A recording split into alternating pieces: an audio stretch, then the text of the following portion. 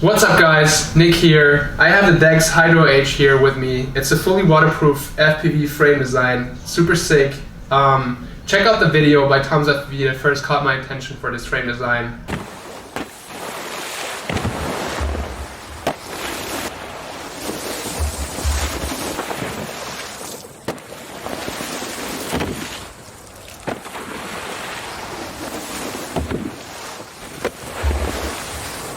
So as you can see, you can do super cool stuff with it. Obviously, it's not only limited to filming wakeboarding. You can do a lot of other cool stuff with it and just have peace of mind when you're flying over water because it actually floats. Since this is definitely not your everyday build, there's not a lot of information out there, I figured I should make a build video walking you guys through the process and share all the knowledge I gathered from various videos, comments, and conversations with the manufacturer on how to build a fully waterproof drone and the things you have to pay attention to. Two quick things before I jump right into the build video. You guys have to know that this is a pretty advanced build, so I'm not going to be showing you any of the soldering or anything like that. I'm going to expect you guys to know that already. So the focus is really going to be on how to build a fully waterproof drone here.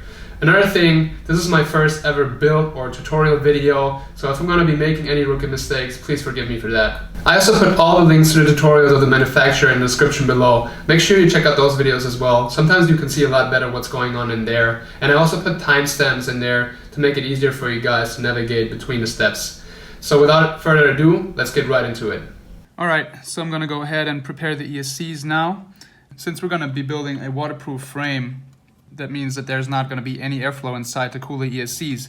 We're going to have to figure out another way to cool them. And what the manufacturer actually did for that, he put heat sinks into the frame that are pointing to the outside. And what you're going to do is you're going to mount the ESCs. I'm going to be using individual ESCs. You're going to mount them from the inside to the heatsink so the MOSFET pads touch the heatsink and the heat can be conducted to the outside and cooled that way. I'm going to be running individual ESCs, so that's why I'm going to have 4 heat sinks here for each arm. Obviously, you can also run a 4-in-1 ESC, which would then be, the heatsink would then be inside here underneath the 30 by 30 millimeter stag screws. Here, that's the heatsink the manufacturer put in for my VTX. So if you're running a 4-in-1 ESC, obviously you have to let the manufacturer know in advance, but then you're going to be having another circular heatsink in the middle again. Okay, so what you actually have to do is you have to use silicone pads, thermally conductive silicone pads, and you have to put them on the MOSFETs of the ESC and then push those silicone pads up against the heatsink when it's mounted inside the frame. There's another video by the manufacturer, Dennis from DeX Models, where he explains how to do it.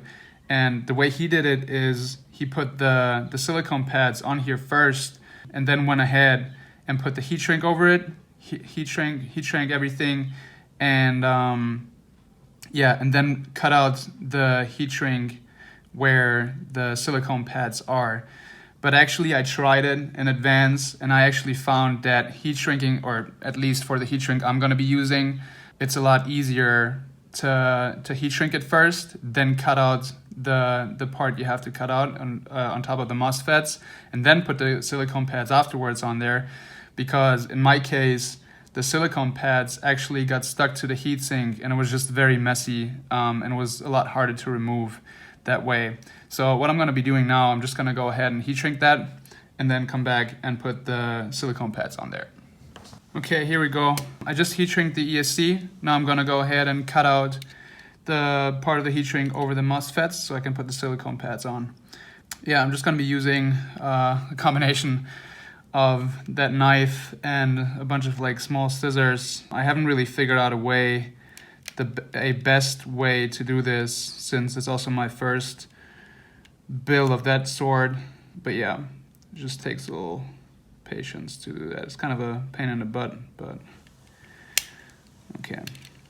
So what I'm gonna do first is I would usually just cut out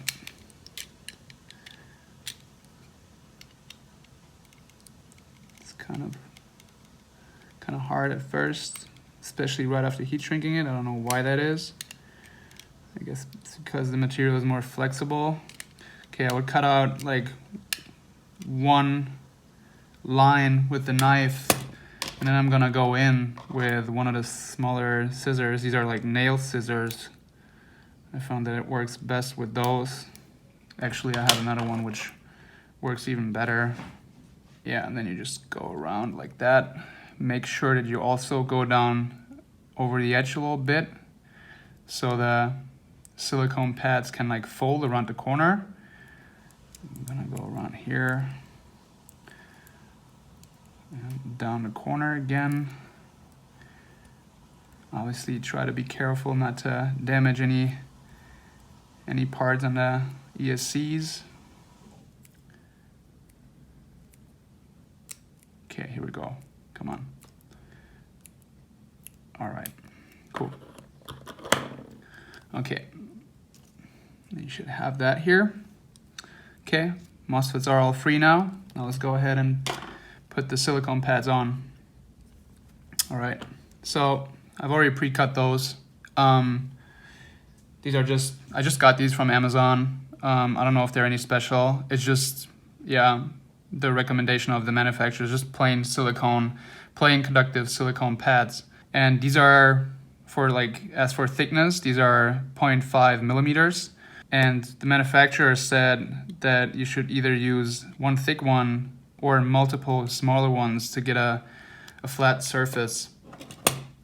So here in my case, I'm just gonna use 3 silicone pads per ESC,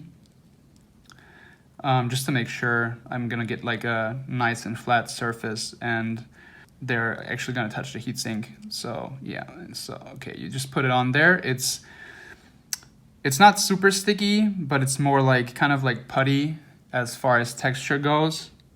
Okay, on right now. So I'm gonna go ahead and peel off the protective layer here. As you can see, they're not super sticky, but they're more like, yeah, like a putty-like material. Okay, there you go. And then once you removed both the protective foils or layers, you can really like press the silicone pad down onto the MOSFETs, and you can see here by the outline that it's really like that it has a lot of yeah, like space to touch them. All right, that's good for the first layer. Now let's put a second one on there.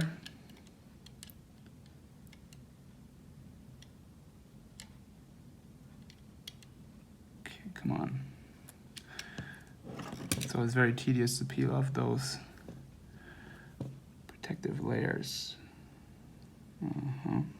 Stick it right on there, just on top.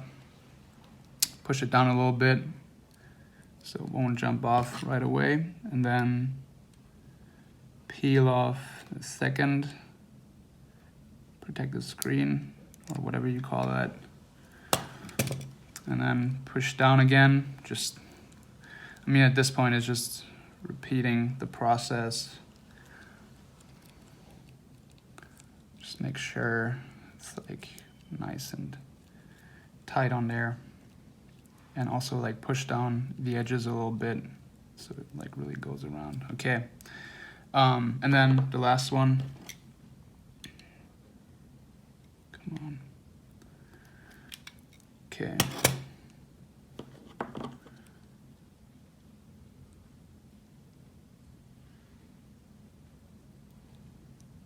All right. Just in there like that. Oh, that one's a little thinner, but it's fine. Doesn't matter. Okay.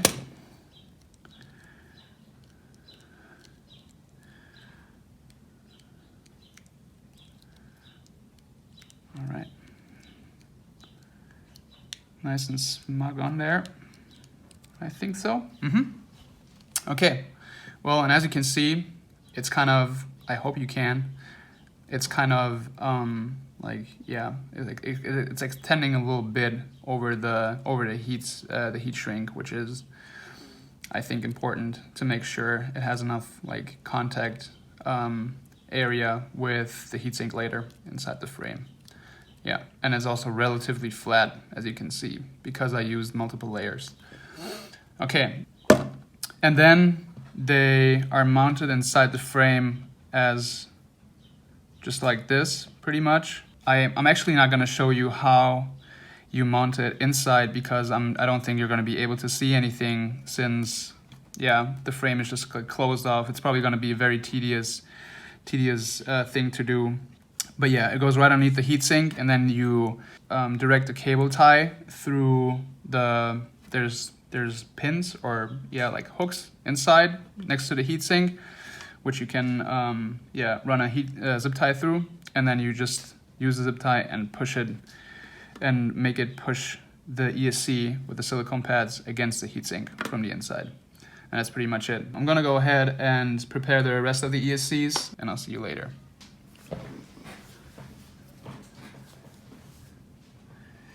Alright guys, so I went ahead and mounted the ESCs inside the hull or the frame. I'm gonna make sure to put a video or like a video tutorial from the manufacturer in the description.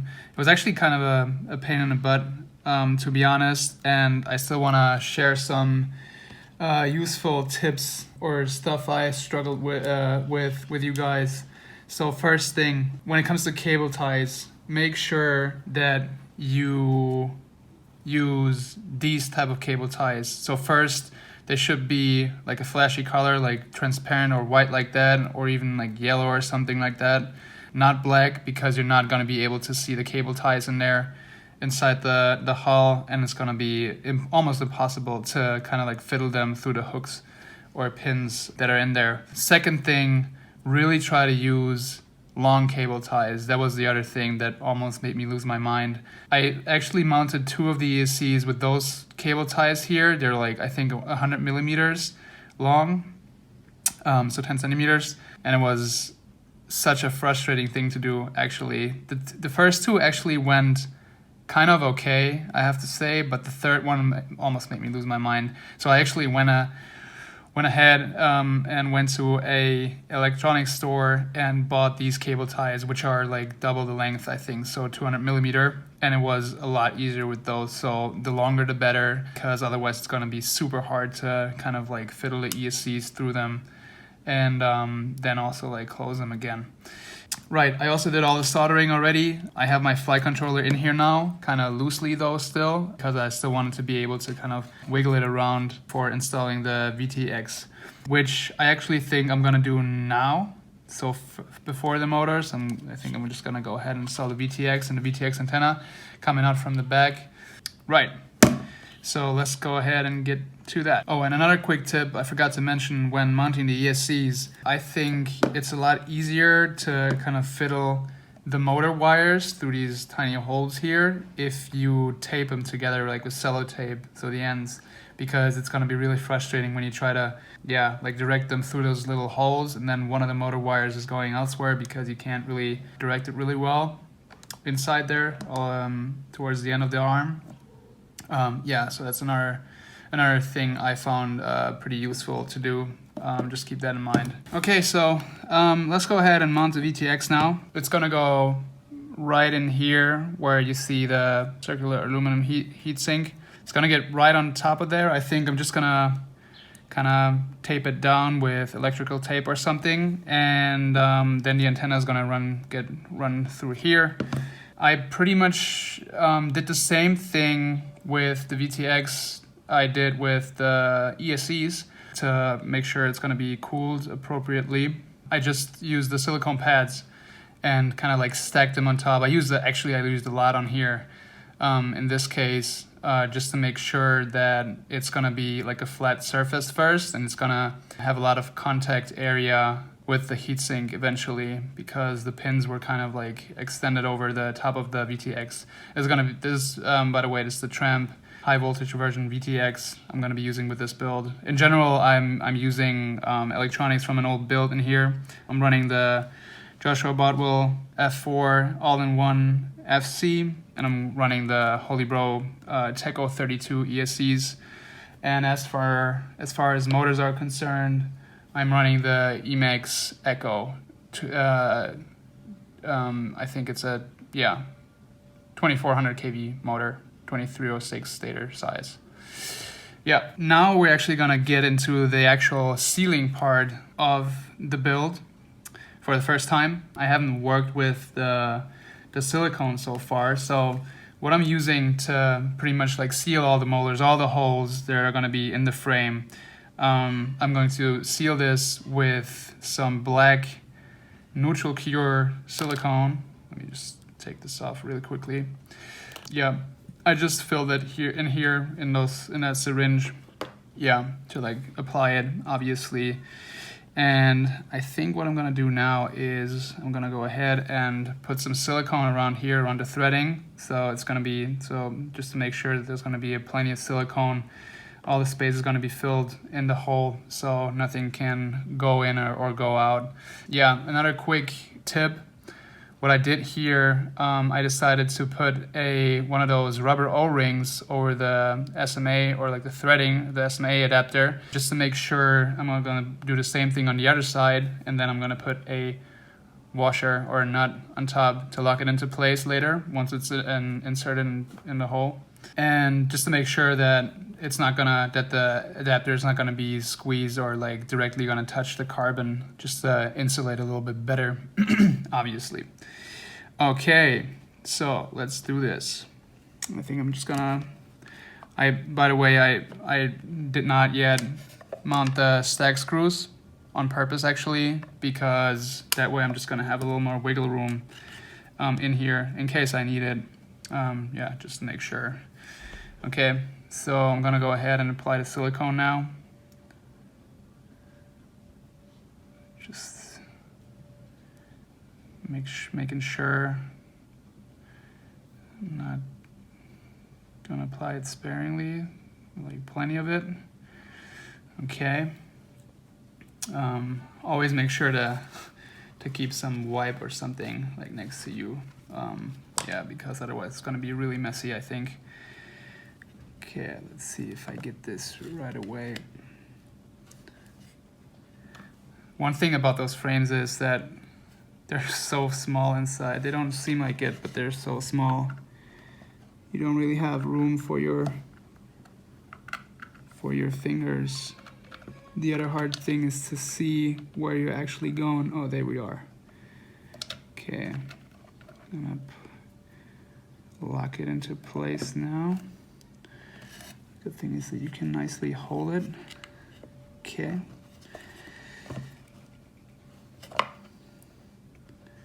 I'm just gonna keep it here. Then I think I'm gonna apply some silicone first around it to make sure it's covered nicely all around.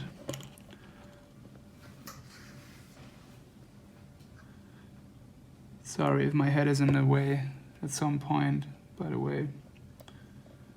It's really difficult not to get it into the way. Okay, that looks pretty good. I'm just gonna put the other O-ring over it. I hope that's gonna work out the way I think it would. Okay, it's not working exactly how I thought it would. Also because I got some silicone on my fingers. It's not super sticky, but it's super slippery once you get it on top. Come on.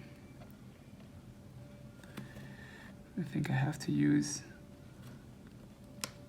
oh, there you go. No, just push it down. Come on.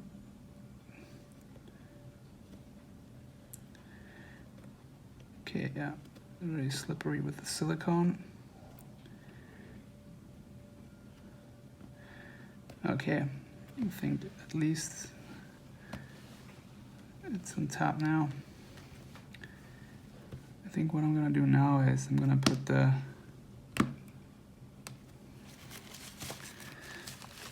washer or lock nut kind of thing on top right away. There's also some silicone got into a SMA adapter. I want to make sure just to get that out. Don't want to have that stuff in there. Okay. So now I think I'm just gonna go ahead and put that on top and then screw it down steadily to lock it into place.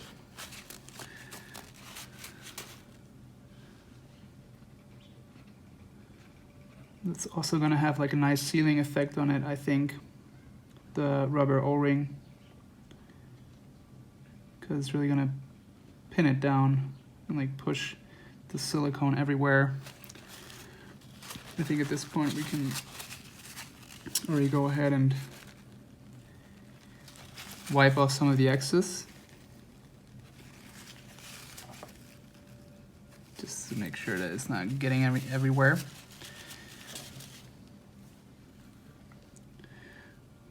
Okay, now I just gotta make sure the VTX is not spinning as much.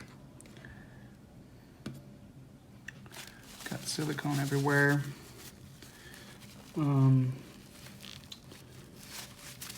think what I'm gonna do, it already looks pretty good actually. I think what I'm gonna do is I'm gonna get a tool really quickly to tighten it easier. Okay, I'll be right back. Okay, I'm back with the tool. I'm just gonna tighten it a little more down, tighten it down a little more. One thing I always hate about those pigtails is that it's super hard to tighten them down without twisting the actual wire. It's happening again, as you can see, just slightly. I'm not gonna like tighten it down a whole lot though, like crazy, because I think the silicone is not gonna make it stick really well. Actually, I can also just try to, oh yeah, that's better. I think the silicone is gonna make it, keep it in place really well already. But I also wanna make sure it's nice and tight. And the wrench is also getting a little silicone here and out. Okay, I think I'm just gonna do a little more and then it's gonna be it. Since I have the rubber O-rings on, there's a lot of, you can actually tighten that a lot.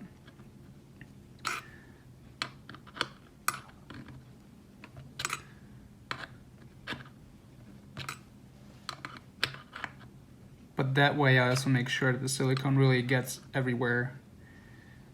It's pretty cool. Okay. All right. Just gonna, looks nice. Okay, I'm just gonna wipe off the remaining excess silicone. I'm also gonna clean the wrench really quickly. But that was probably one of the easiest parts of working with the silicone, I think. I'm pretty sure. Because I think from here on out, it's gonna get a lot harder and tedious, especially when we're gonna mount the motors. Okay, I think that looks pretty good. Yeah, I just wiped off the excess. I think it should be, the silicone should be everywhere. If not, I guess I'm gonna find out.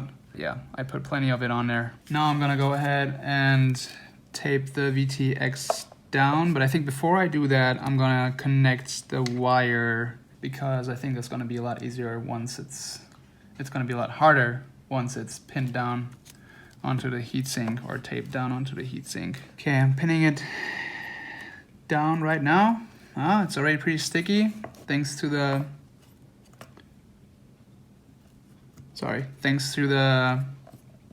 silicone pads. It's nice.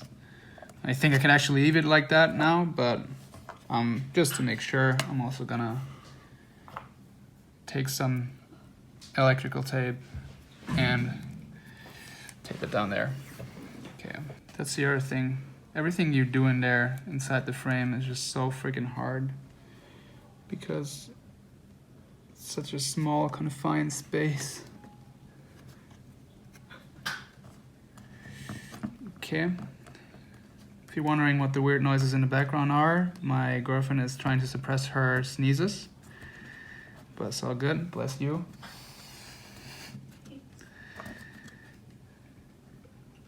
Okay, I think that looks good in there. I don't know if you can see, probably not. I hope so, at least a little bit. Okay, but that looks pretty good. I think that's fine.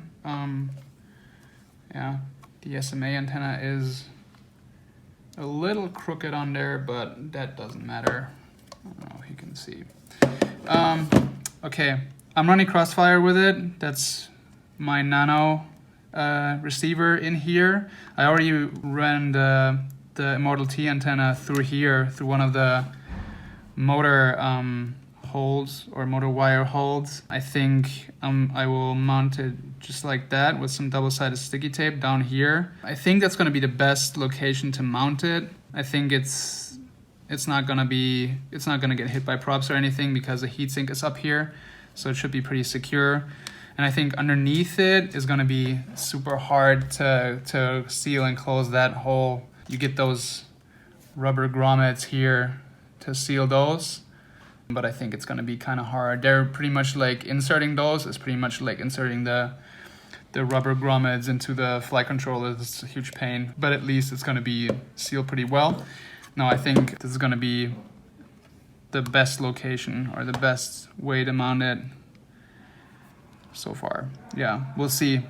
I'll let you guys know if I have any RC link issues or anything, but it should be fine. Hey guys, Nick from the future here. Just a quick update on the receiver situation. I actually had another conversation with Dennis from DeX Models, and he really stressed that if you're intending to use turtle mode, you have to mount two antennas on the quad, meaning one antenna on the top of the arm and one on the bottom of the arm. So one of the antennas is always going to be sticking out of the water, since water is blocking all signals. So if you intend to use turtle mode, you should look into getting the Crossfire Nano Diversity receiver instead of the regular one. I actually tried it already with just one antenna and the regular receiver I mounted in there, and it worked, but I also have to say I was pretty close to the model, so it might look a lot different when you're further away. Just thinking, being in the middle of the lake, you have a failsafe and you can't turn your quad back around, that's going to be pretty annoying. So yeah, maybe you should look into getting the Nano Diversity receiver for your build if you're intending to use turtle mode. But now let's get back to the video. So next thing to do is to put the mounting screws actually in and also seal those holes here on the back, obviously. Obviously you're provided with all the hardware by the manufacturer. I think these are steel screws, Phillips head, and you're gonna get two sets of those. You're gonna get these are, I don't really know, they're shorter for sure. And you also get some longer ones in case you are running a 4-in-1 ESC. I'm just gonna use those, and then I think I'm gonna lock them into place inside there with these aluminum spacers here I still had from another build. I didn't need them, so why not just put them in here just to give the FC and the carbon a little more space from each other with those, instead of you get the regular washers or nuts from the manufacturer. They're pretty thin though, so I'm just gonna run those, put the FC on top, and after that there's actually a little sheet of carbon where you can mount the battery on later on when you're done, but we're gonna get to that later. All right, let's go ahead and mount the stack screws now and seal them as well. Pretty much same procedure as with the SMA adapter. I'm gonna put silicone at the very end of the thread to make sure everything's nice and sealed. Just gonna put a bunch of it. Okay, that should be fine. All right, and I'm just gonna do it like that because I think it's just gonna be a little too complicated with the screwdriver to like pin it in. Okay, as you can see, I used a lot of silicone, but I did it for a reason. I'm just gonna go ahead with the next screw as well, and then I'm gonna tighten it from the inside and then wipe off all the excess afterwards. Just gonna use a little less now, but still make sure you go all the way around the screw and you leave no free space here.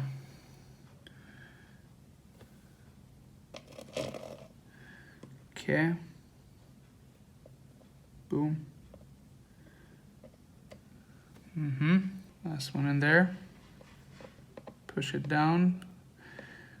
One good thing about silicone is that it keeps all the screws in place, which is really nice. Okay. Just gonna wipe that really quickly. Now let's take the spacers and lock it from the inside. I think it's extending a little bit over. Yeah, so I'm just gonna wipe off the excess, or a little bit of the excess now. Actually, that's a good idea to do that now rather than later. All right, let's tighten them down from the inside. Just gonna have to get rid of the flight control a little bit here at this point. I think what I'm gonna do is I'm gonna add some on the aluminum screws, and that way apply it to the bottom rather than kind of like sticking the syringe in and not knowing where I'm gonna go. Just like that.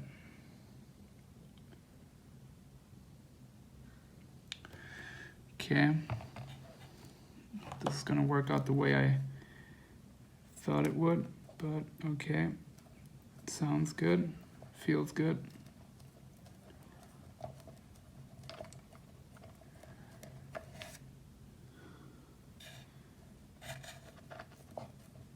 I just realized it was probably not the most clever thing to do, since there's gonna be silicone all over the threading. But that's okay. You can also clean it.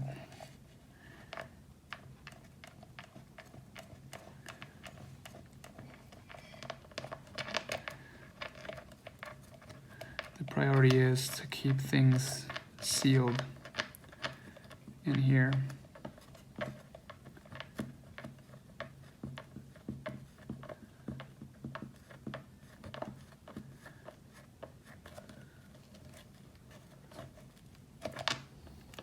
Oh, actually, it worked out pretty well. There's not as much as I thought there would be on the threading itself. Now I'm just gonna make sure it's tightened down correctly. And tighten it a little more, but it should be fine actually that way. Okay, I'm just gonna wipe off the excess a little bit here. First, my hand, and then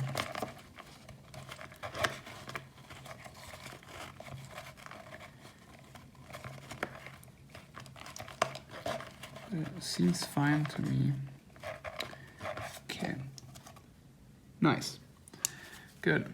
Second washer. You know what? I think I'm just gonna do this by myself, and I'll see you guys when I'm done with it. Okay, so I installed all the mounting screws, screwed them in with the spacers from the inside, like I did earlier, and I just got done wiping off the excess of the 3 of the screws. And while doing that, I kind of figured a way out to make sure that you're still like sealing everything the right way, which I thought I'd share with you guys. So whenever you wipe off the excess, try to always wipe towards the screw. Like you go from left and right, front and back, and you always wipe you start away from the screw and wipe towards the screw, so you make sure that you're pushing it into the tightest little spaces on there. And I think as far as the other screws go, at least, that's a pretty good or recommendable technique. I mean, I'm not an expert, obviously, and please let me know if that's the wrong way or if there's a better way in the comments. But yeah, that should work for now. Okay, so since we got that done, we can push the FC into place finally. Let's see how that works. There's always a lot of tension in there because of the way the ESCs are mounted and like strapped to the top Soldering was also kind of a pain because, yeah, you just didn't have any wiggle room. By the way, I soldered the ESCs to the FC outside of the frame, just on top here. I had like a third hand, kind of like soldered buddy thing, and I just did it from outside of the frame because I thought there was like no way I would have been able to solder everything like in here. Looks pretty good so far. Another thing I'm gonna do is I'm going to just double-sided sticky tape the receiver to the side here inside the hull. I think, yeah, it should be fine. I don't think there's anything I'm doing wrong when doing that, or that could potentially go wrong. And then after that, I'm gonna start screwing the motors in, which is also most likely going to be an interesting job to do. Probably one of the most tedious things to do in here. But yeah, you never know. Okay, I'm just gonna use some double-sided sticky tape, like I said, and put that on here. All right, so I just double-sided sticky taped the receiver inside the hull, just from the side. I don't know if you can see. Yeah, I just stuck it through there. And I also, yeah, double-sided sticky taped their Model T right here. I don't know if that's gonna be enough to hold it in place. If not, I'm just gonna, I don't know, maybe run 2 of those long zip ties I showed you earlier to like keep it in place. Yeah, but we'll see. So next thing on the list would be installing and sealing the motors. I'm actually gonna, before I actually screw and seal the motors in, I think I'm going to solder them to the motor wires coming from the ESC. They're coming through these tiny holes here. What you have to do pretty much is yeah, to just like connect the wires. I think I'm not gonna show you or like leave that running for you guys because I think, yeah, I don't know, that's not the point of the video. The video is specifically how to like build a waterproof drone. I don't think you have to stick around for the soldering in that sense. So I'm gonna do that, and then after that we're gonna be screwing in the motors and sealing them as well, and also the wire holes here. Okay. All right, guys, I went ahead and soldered the motors to the motor wires coming from the ESCs. Quick tip for that, make sure you leave the motor wires from the ESCs rather long, or rather longer than shorter, because mine were kind of short. They were just like, as you could see earlier, they were just like pointing out like that much here out of the hull. And that made it a little tricky to solder the motors to those wires. Also make sure to use a solder buddy or like a third hand to hold the motor in place. Otherwise it's going to be really hard to solder them together. Next thing on the list is now to screw the motors in and seal the motors. It's probably going to be a pretty challenging task to do. I'm going to do it the exact same way the manufacturer did it. Just 2 quick things before I start doing that. Another tip I got from the manufacturer was to apply, and you have to do this, that's why I'm saying it like now, you have to do this before you actually install the motors, otherwise it's going to be really, really hard. He told me to, so Dex from Dennis, the manufacturer, he told me to apply a little bit of silicone. I don't know if you can see, it's probably pretty hard to apply a little bit of silicone to the actual motor wires where they start, so at the motor, at the windings themselves, like right here, because he experienced that over time there was actually water slowly seeping through the insulation, because the insulation or like the silicone coating, the insulation of the wires is not like super tight, so over time it can happen that there's water seeping through it slowly, like through a straw, and actually accumulating in the frame then, obviously. So what I did was I used one of those, I don't know what you call them, just like the heads of the syringes. I just got it from Amazon. It was like marked as like a hobby, like syringe head or whatever, because it's actually dull. It has a dull ending. And that made it pretty easy to apply the silicone, or comparatively easy to apply the silicone in those very tight spots here around where the insulation of the motor wires start. Right. So make sure you do that in advance, because if you're doing it now, it's also going to be really fiddly hard work to do so. Also, another thing, before I start mounting the motors now, the manufacturer also told me to actually go ahead and apply a little bit of multi-purpose grease. Yeah, I just have that. I just use that. I'm also using it for my bike. Actually here, so around the motor shaft on the bottom, because it's just gonna give like a nice sealing, and it's just gonna protect the motor shaft a little bit and the bearing. He also said, I think he said it to me explicitly, and he also mentioned in one of the comments on YouTube, that after you expose the motors to water, so the water doesn't damage the motors per se, but he recommended that you, after you expose them to water, that you put some grease, like inside the bearing from the outside, like here, just like that. So that way they're gonna be maintained properly after they're exposed to water. If you use the frame in salt water, actually make sure to rinse it right away with fresh water after that, because salt water is really aggressive for anything electronic or metallic. Okay, so I'm just gonna go ahead and just put some grease here on the bearings, making sure that I'm not actually putting it on the screw. That wouldn't be the best way to do it, obviously, because then it's gonna be super slippery if I ever have to unscrew the motor. So at least like not in the actual like hex socket, just a little bit. I think that's already enough. And I'm gonna go ahead and spin it a little bit so it can seep in the bearing. And then I'm also going to make sure that I wipe off some of the excess outside, because I can see there's already some excess, just to not have greasy motor pants or greasy motor bottom. Okay, that's okay for the first one now. All right, let's go ahead and screw the motors in. Using the screws, I'm going to be using the 3mm, or the screws for 3mm thick arms. I don't know how long these are, but the shorter ones, they also came with screws for 4mm arms. Yeah, they're 2mm hex screws, the regular kind, and I'm going to be using like a long, thin hex driver. Yeah, so the way you're going to be doing this is there are holes on the bottom of the frame, or in the bottom underneath each motor, as you can see here, and I'm actually going to go through here. Obviously, I'm going to apply silicone later to the screw, but you're going to go through here, and then, yep, and then you're going to insert, hopefully it'll work, yeah, and then you're going to insert the screws here, or through those holes, obviously, and then after that, apply more silicone and screw the motor in. Right.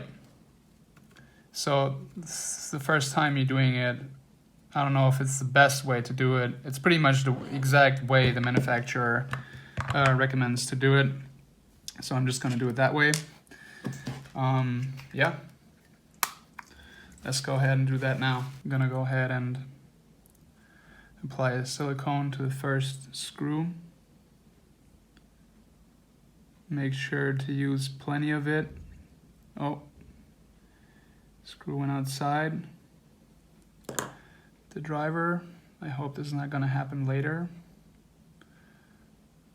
Already got silicone on my hand, but that's definitely going to happen in the process.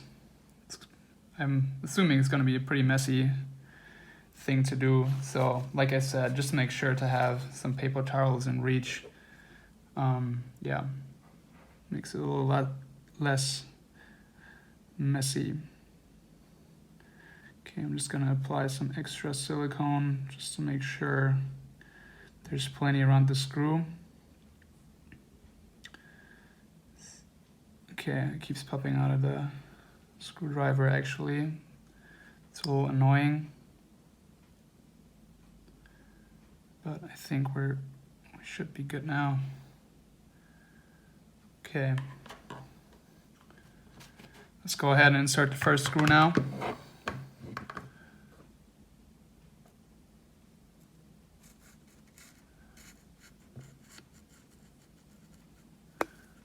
Sometimes you can see where you're going from the inside. Right now I can't see at all.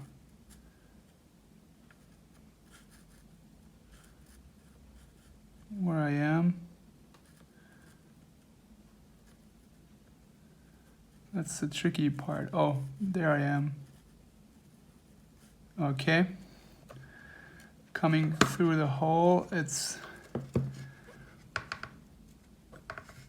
Come on. Okay, here we go. First screw is in place, and also you have to make sure... Okay, now my driver won't let go of the screw. There you go.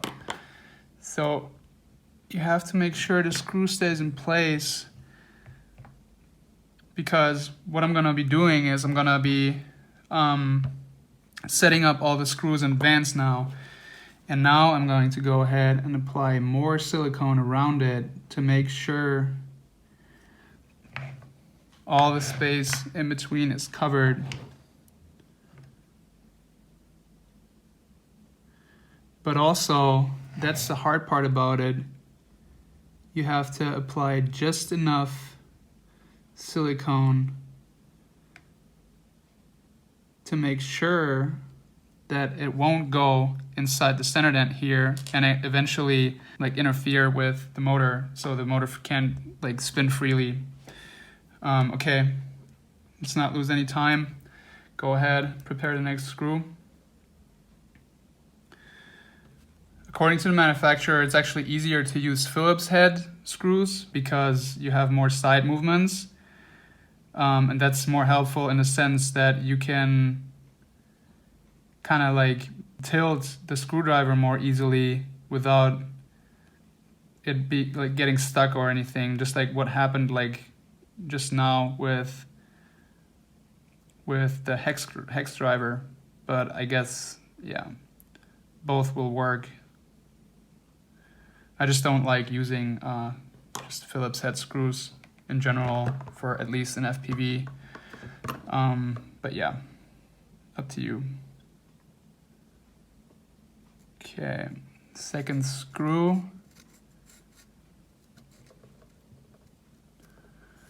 I'm gonna try to see where I'm going here. Oh yeah, I can see it. Okay, I actually...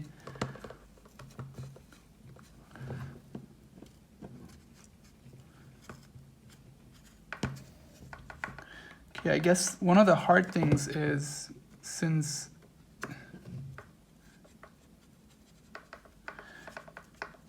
you're using a hex driver, it's really hard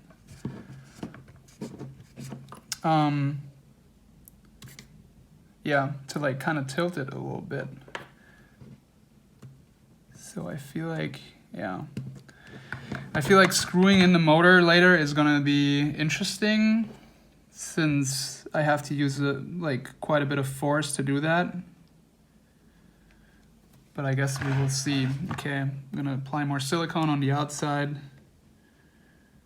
Sorry if my head is in the way at any time. It's just very intricate work here. I have to look very closely, also making sure not to apply too much in the middle. Okay, but that looks good so far. All right, second screw is in place. Let's go ahead and get the third one set up.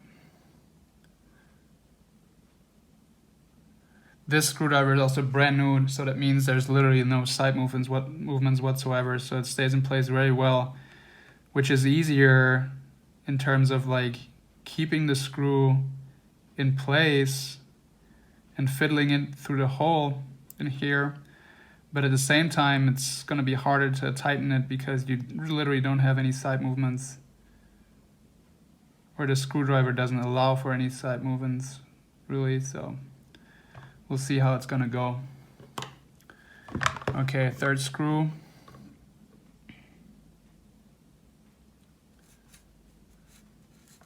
I'm actually going to go for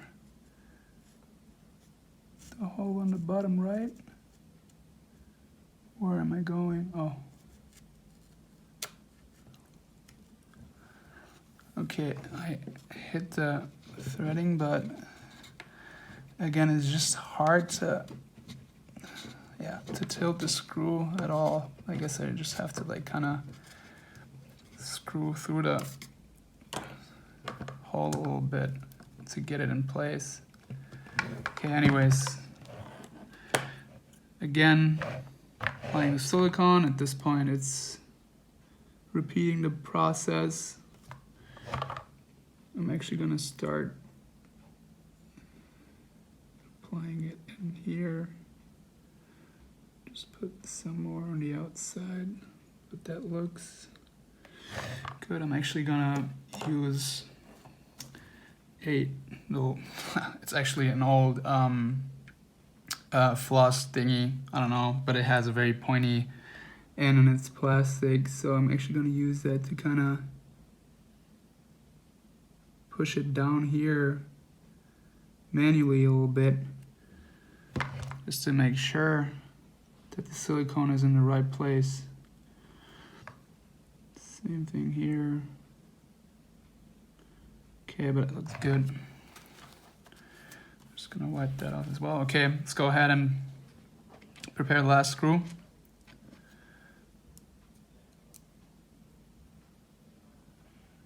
Come on. Okay, that screw is kind of weird actually. I'm gonna use another one. Don't want to be fooling around here with the screws. I'm doing such intricate work. Okay, I'm gonna apply the silicone again. Ooh, that screw is pretty loose. Come on, stay on there. Why? I think there's also some silicone on the tip of the screwdriver now.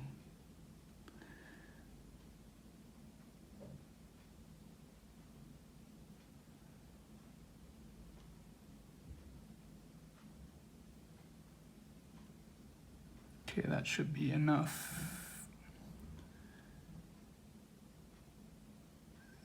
Silicone for that screw, it's very flimsy.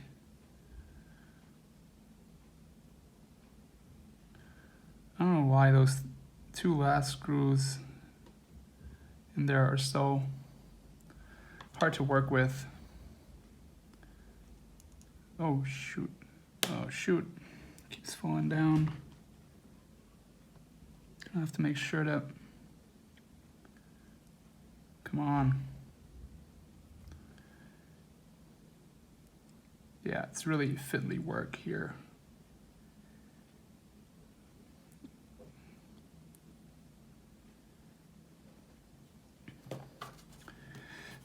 Also, like I mentioned earlier, the silicone makes your fingers pretty slippery, which is not the best thing to have when you're working with super intricate small components. Oh shoot. I actually lost a screw here. Okay, well, can't always go the way you want it, obviously. I just successfully placed the last screw inside the hull, which I now have to get. Okay, I'm gonna have to figure out a way to get that screw out really quickly and then I'm gonna be back. All right, I just got the screw out. I just kind of went fishing for it inside the hull with that thingy here, which is pretty much like a cocktail straw, which I flattened. Yeah, to like be like kind of like a spoon kind of thing to work with the silicone. Yeah, I mean, I was kind of expecting that was gonna happen at some point. Can't do anything about it.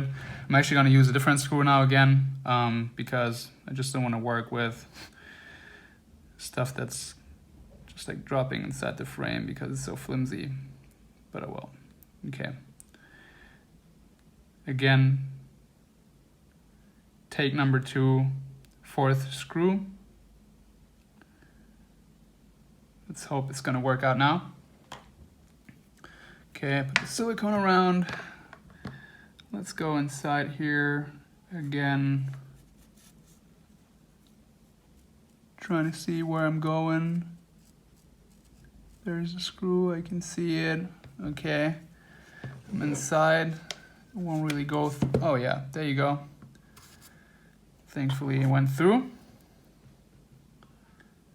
Okay, just making sure it's gonna stay in place. Apply more silicone around it. Actually gonna start in the middle. Oh.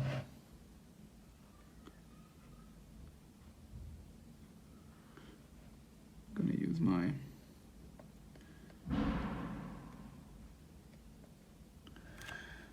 little helper here again in a second.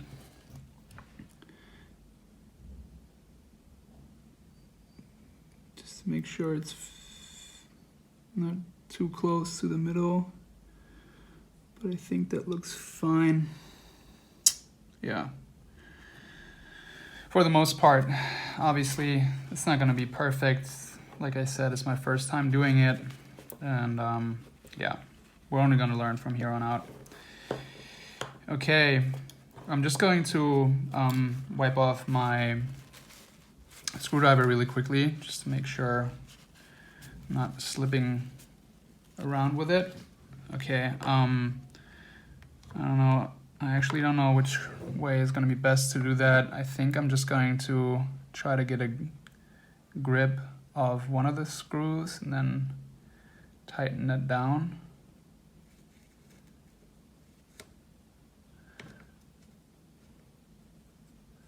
Okay, it's moving. That's a good sign.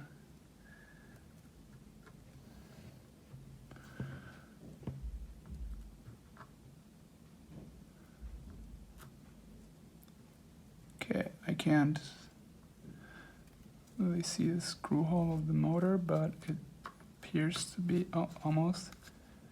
Okay, I think now it's inside. Gonna tighten it down just a little bit for now.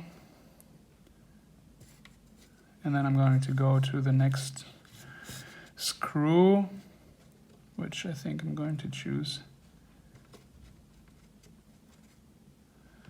It's definitely something you have to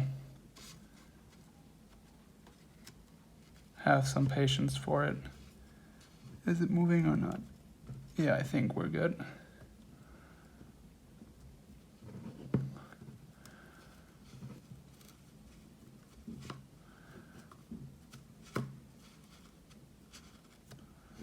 Okay, I don't know where the screw went.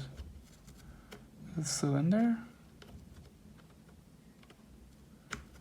Should be.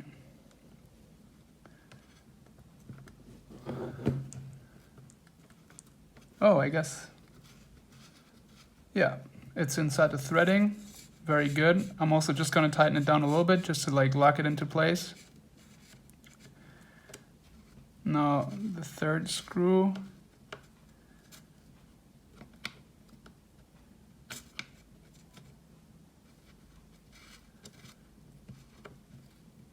I think it's spinning, but I'm not.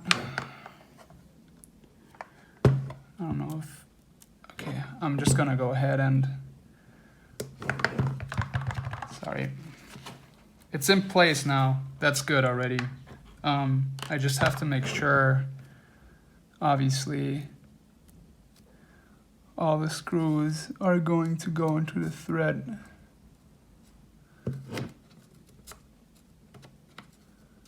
Come on. Where's my screw head? It's really hard to hit it right on the spot, but I think I got it now.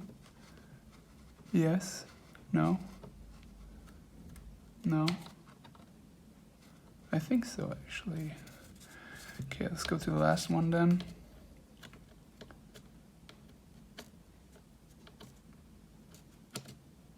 Okay, looks like. Oh, actually.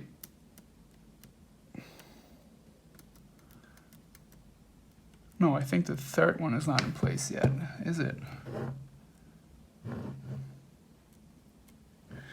Actually, you know what? We'll see.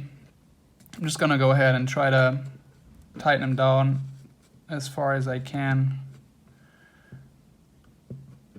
So I'm gonna go ahead with the first one. top right.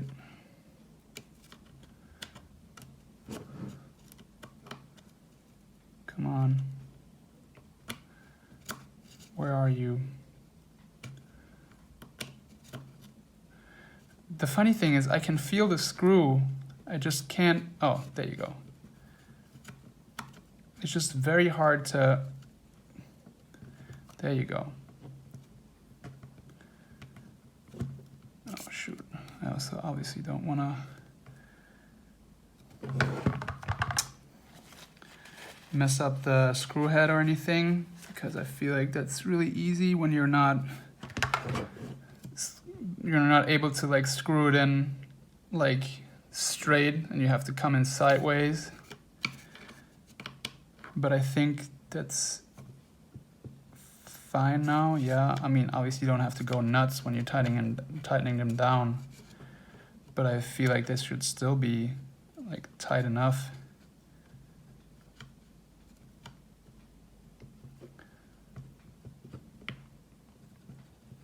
So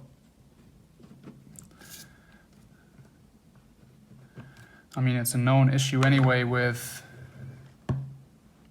hex drivers, especially small ones or small hex screws, that they're prone to like, I don't know how you call that in English or say that in English, but when you pretty much like when you're messing up the screw head.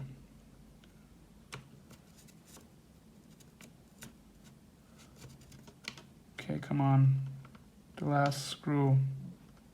I think they're pretty much all tight except for the one in the very back.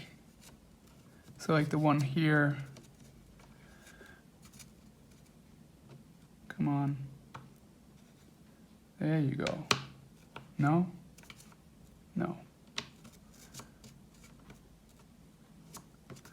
I don't get why I just can't hit the freaking screw head, man.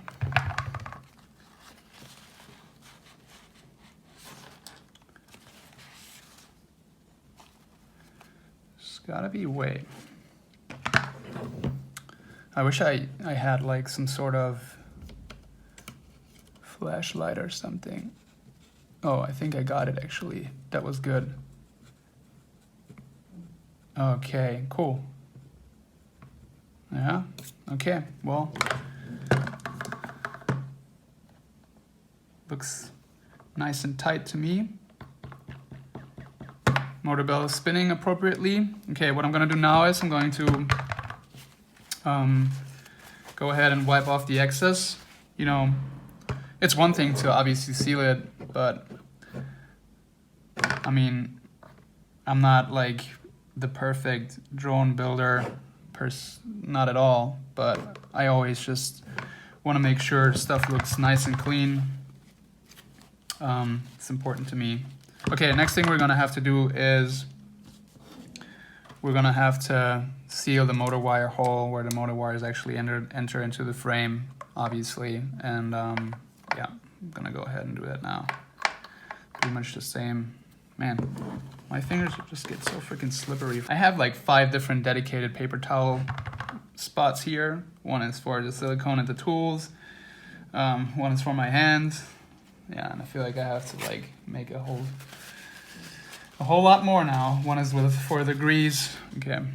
Anyways, so I'm gonna go ahead and apply the silicone now in here. Like I'm actually gonna push it down, I think, just to make sure it goes everywhere. The manufacturer really stressed that to like really apply a lot of silicone just to be safe. And I mean, it makes total sense to me. Okay, I think that's good for now. Just gonna put some on the side here and some on the other side, so I can go underneath there with my little tool or my little toothpick thingy and kind of push it underneath the motor wires as well. Yep, there you go. So I hope you guys are going to be able to see, really pushing it underneath.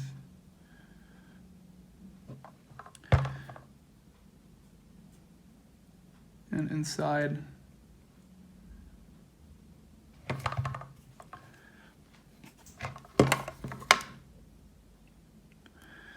And again, the manufacturer also really stressed the fact that you're gonna have to use, or you should be using, neutral Cure silicone and not the acetoxy one. So like the acidical one, apparently that one is more smelly, or smellier, because apparently, or according to the manufacturer, it's easier to work with. So it sticks better to the carbon, and it has better weatherproofing properties, pretty much. So yeah, I think it got everywhere. I'm just gonna add some more just to make sure. Also like from the side and underneath. And then I'm actually also going to apply some, I'm gonna put some on my finger and put some on the inside as well, just to be, yeah, like I said, extra sure that it got everywhere.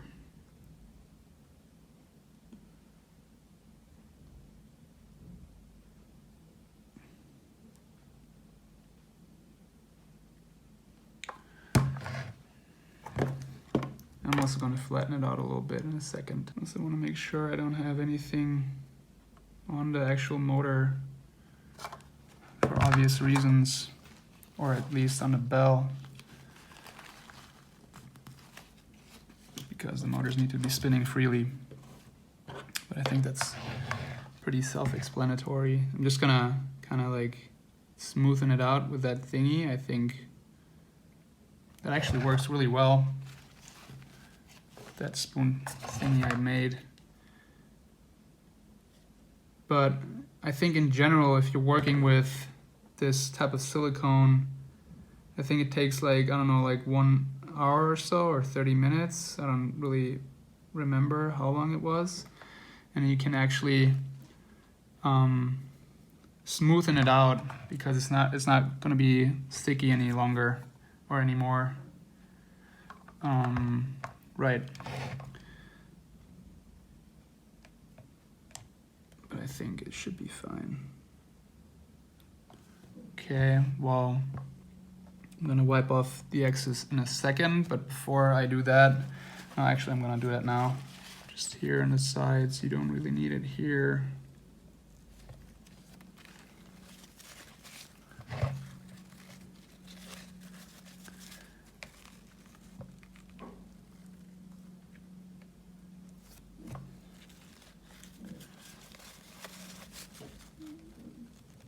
More here.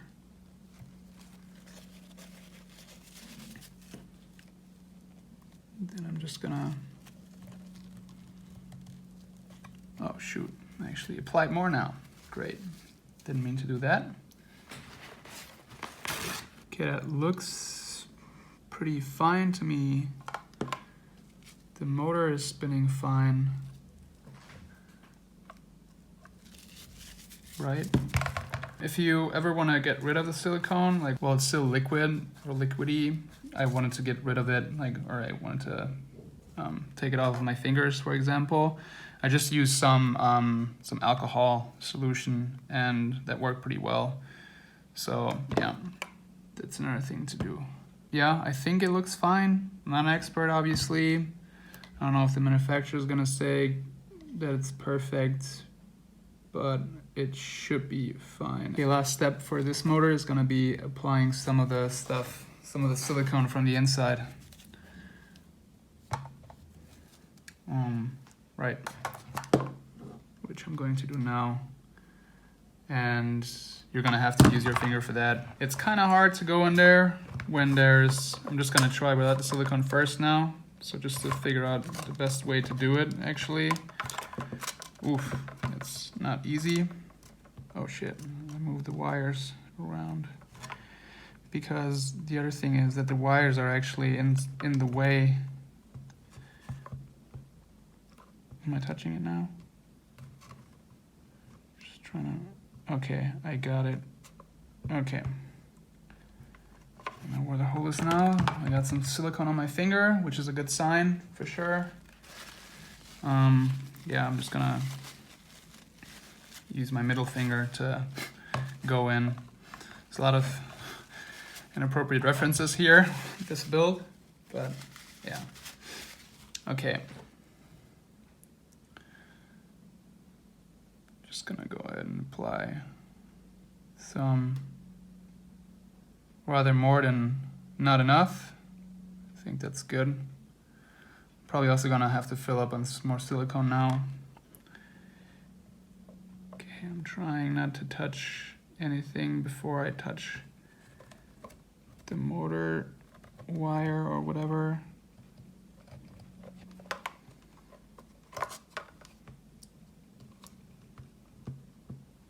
Where am I? Oh, shoot. Oh, I got it.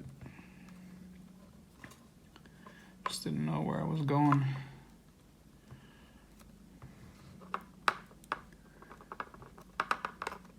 Okay.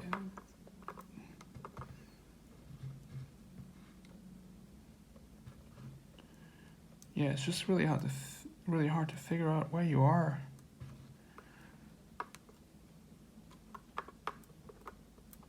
Also, my fingers are just not long enough. I mean, it's fine, I got it everywhere, I think, especially since you can see that it's lifting up here again. Just gonna push it down again. But yeah, I think it should be fine. After I'm done mounting all the motors, I'm actually gonna let them dry. So I'm gonna wait 24 hours to for the silicone to fully dry. And then I'm actually gonna test the motors, or all the motors, whether they're waterproof or not, or whether everything went okay and everything's tight and waterproof.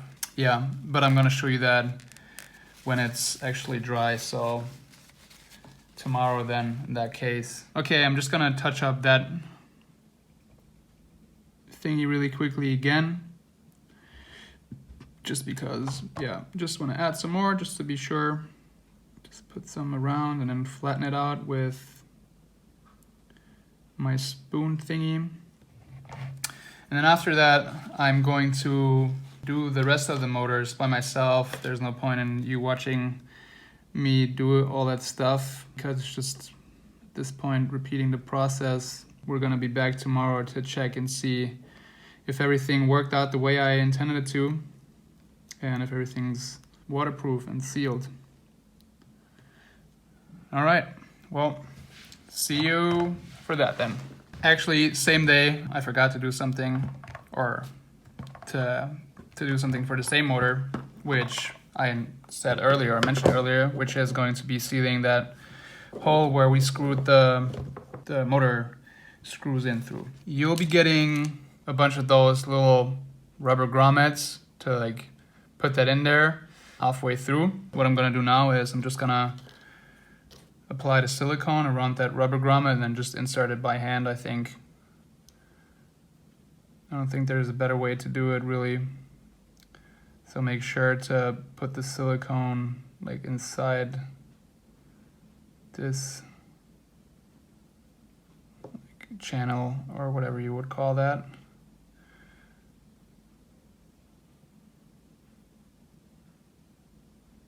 Come on.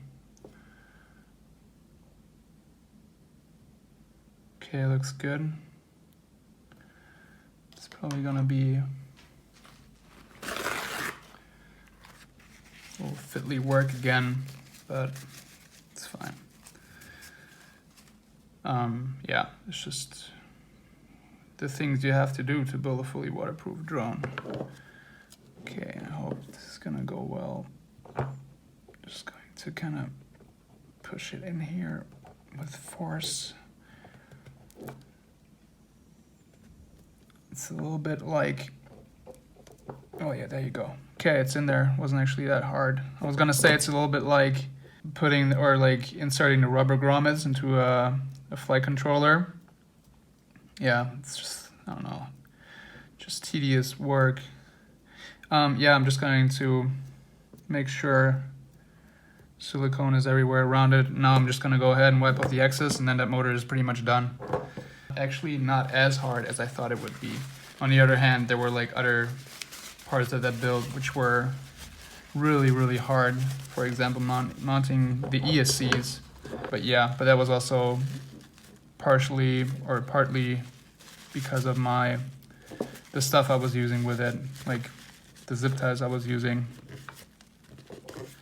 were really not suited for that.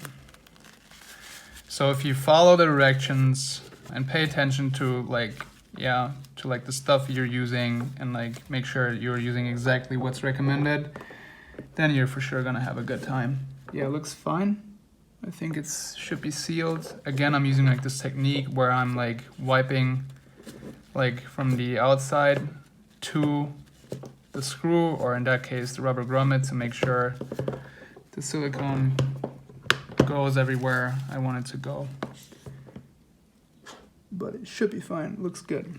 All right, so that's motor 1. I'm gonna go ahead and do the remaining 3 ones, and then we're gonna be back tomorrow. All right, everyone, back at the workbench. It's actually a few days later now. I have to revise my statement saying that I thought it was gonna be a lot harder to mount the motors. I actually did struggle a lot after I mounted the first motor with both screwing it in and also sealing the motor wires.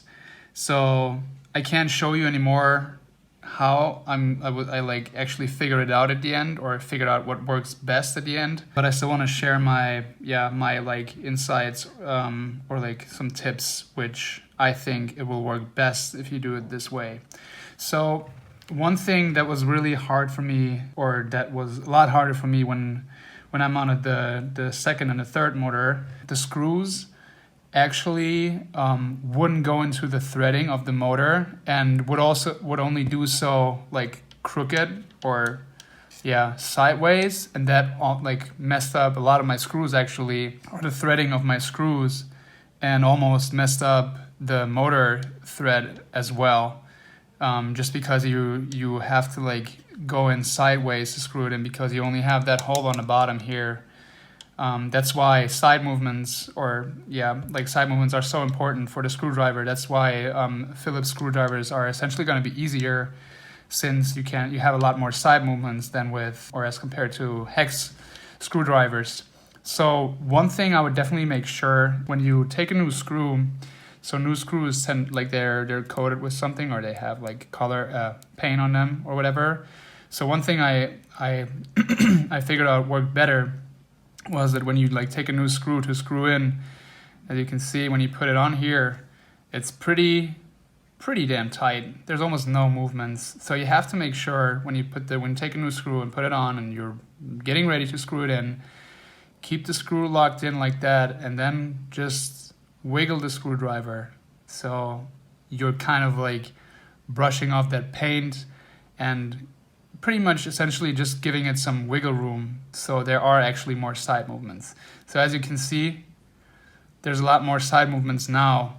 Still not like plenty of side movements though, but a lot more than before, and it's just a little more wiggly and more flexible in terms of like going in from the side. So really important, because you have to like screw them in sideways, and I think it makes sense now that I'm looking at it, that it can only go in sideways, and that's essentially is gonna mess up the thread. Another thing, if you can, use slightly longer screws, because another thing I was struggling with essentially was like screwing getting at all the screws into the threading of the motor. One way I would advise you to do it, pretty much like getting the screws into the threading, because as soon as you like got them into the threading of the motor and you have them just in a little bit, it's going to be a lot easier. So use longer screws if you can. Obviously, they shouldn't be too long, so they touch the motor windings afterwards and short out your motor. You don't want to do that. But if they're longer, you're gonna have a lot more wiggle room for the motor as well. And what I found was really easy, or helped me a lot actually, was when I had the screws in place here,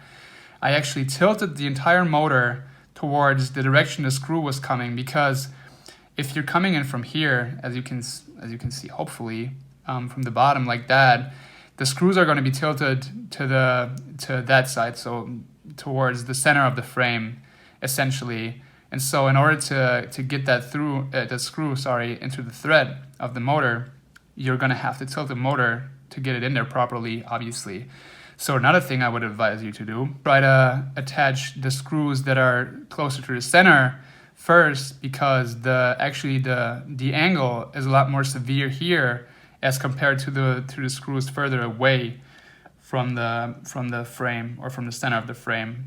So what I was doing essentially with the last motor, and that was a breeze actually, again, because I paid attention to the things that went wrong before. I took the longer screws. I screwed in the screws in the back first by actually tilting the motor backwards into the direction of the screw. So I was actually tilting the motor like that to fiddle it in pretty much. Then I screwed the screw in just very slightly, just so it's like inside the thread properly. Then I had a lot of wiggle room since I used the longer screws with the motor, and then I tilted the motor into the direction of the second screw here, the second one in the back. And then also just screwed it in just a little bit, and then I still had a lot of wiggle room. And then I could also fiddle in the other screws further away from the center of the frame. And then I had all the screws in place, or at least in the threading. I had a lot of wiggle room, and then I could just go ahead and tighten the screws down pretty much. Yeah. So that was a way that worked best for me. I'm sure it's a lot easier with Phillips screwdrivers and Phillips screws, just because you have a lot more side movements. So just consider that when you're choosing your screws and your screwdrivers for the motors.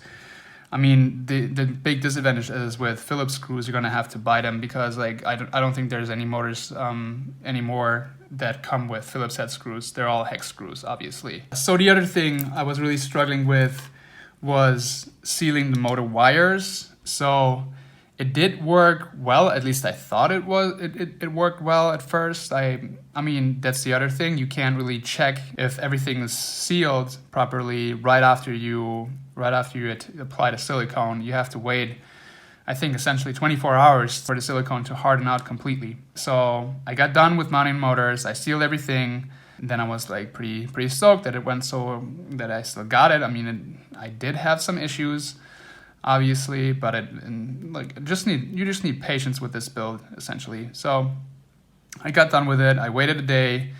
I actually tested it, and to test it, or in order to test it, I actually left the camera for last to mount that. So I still had the camera hole. I put the cover on, just sealed it off, and then I actually blew through the camera hole to create pressure and see if there's any leaks. I blew into there, and I could right away hear that motor in the back here had a huge leak. It was really loudly hissing.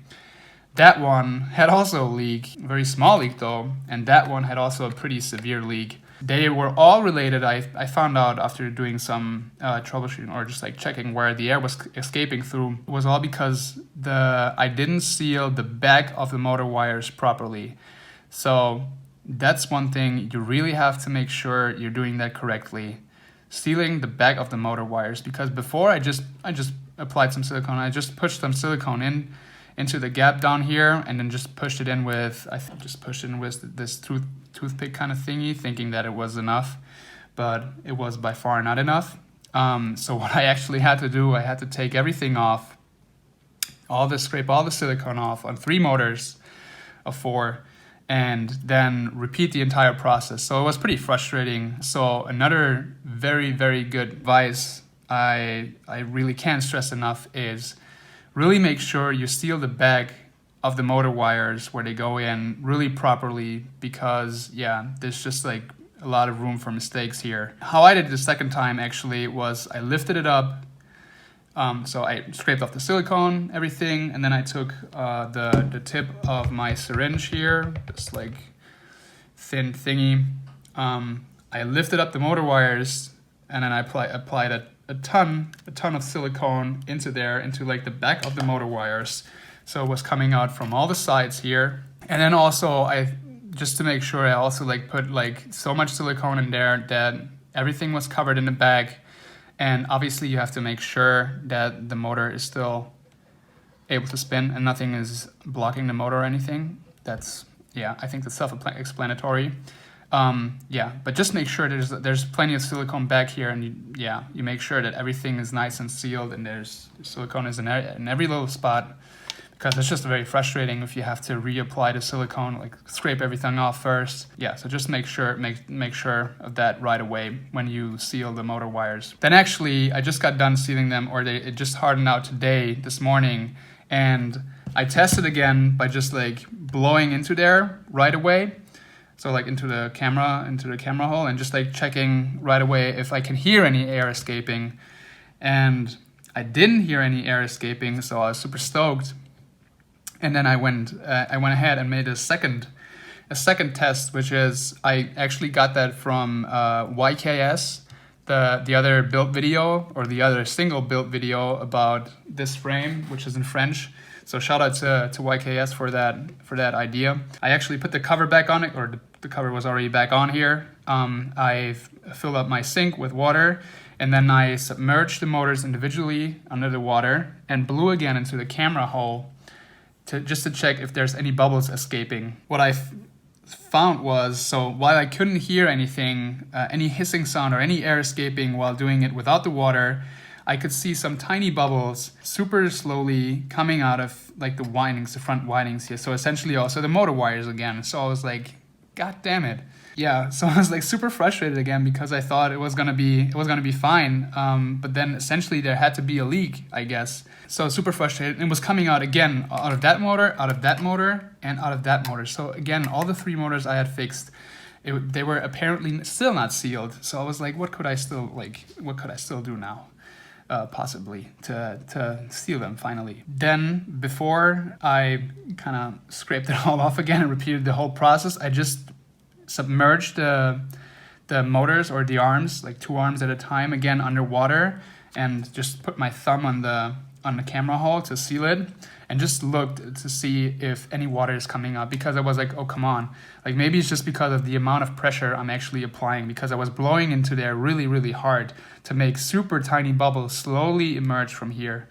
And nothing happened actually. So it looked like actually they were completely fully sealed.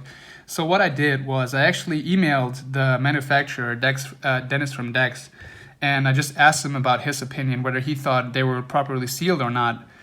Because essentially the only thing I want is that nothing is coming in from the outside. I don't care if like air is escaping like very slowly out of the frame under a lot of pressure, because that's not the conditions I'm going to be using this guy in. And Dennis also gave me a lot of advice on that. He told me that like the actual like the best test to see if it's actually waterproof is to just submerge it underwater for 10 minutes. If no water is like getting into the frame, if the frame is not wet or anything, if no bubbles are escaping, if you're just submerging it, then it is just fine. Then it's waterproof.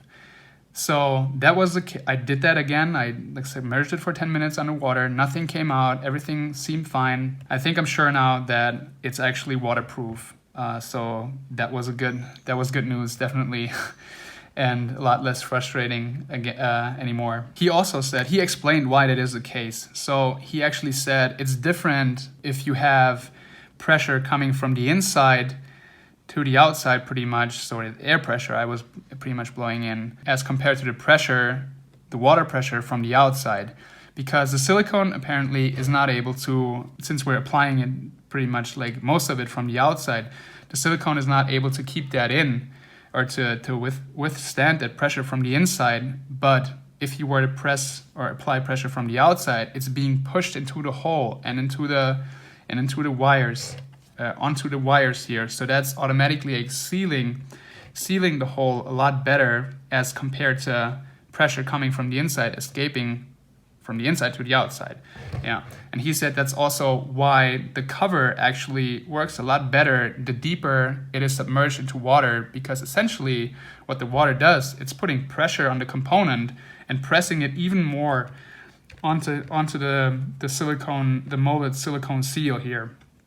And yeah, I hadn't even thought about it that way, so that was very helpful from Dennis. So don't freak out if you tested for to see whether it's waterproof and fully sealed the motors. If there's like super tiny bubbles coming out, if you're pushing a lot of air through the camera hole, obviously that's a great test to see whether it's actually sealed or not. But yeah, don't freak out if that's happening, because the conditions and the circumstances are a lot different if the frame itself is pressurized from the inside as compared to pressure coming onto the silicone from the outside. Okay, so the only thing left actually I have to do is mounting the camera right now. So in order to lock the camera into place, you have to, obviously you're going to put silicone on it, which is essentially the main thing that is going to keep it in place. But to lock it into place, you can't just hold it in place and wait for the silicone to dry, obviously.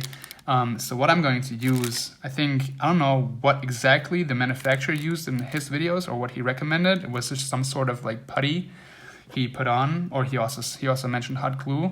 I'm not going to be working with hot glue because hot glue kind of dries out comparatively quickly. And one thing I really want to make sure is that the camera is mounted properly, so it's actually straight. I just wanted to make sure I have the right camera angle, because essentially the camera has to be perfectly mounted. Otherwise, it's going to mess with your FPV vision. What I'm going to be using for that, in order to lock it into place, I haven't tried it yet. It's my first time trying it. I'm going to be using I think that's like some kind of putty that I still had it at home. They sell it in drugstores here in Germany. It's essentially just like some sort of glue putty or something that you can use to hang up posters on the wall. So I think that's actually going to be pretty good for my appliance. I'm not sure yet, but I hope it's going to work. So I'm just going to take off some of that stuff, put it on top here, and then the camera goes. Obviously, I'm going to plug the camera in first, and then the camera goes in here. I have to make sure, obviously, it's oriented the right way. It's not like facing sideways or anything, and it's not like crooked or rotated or anything.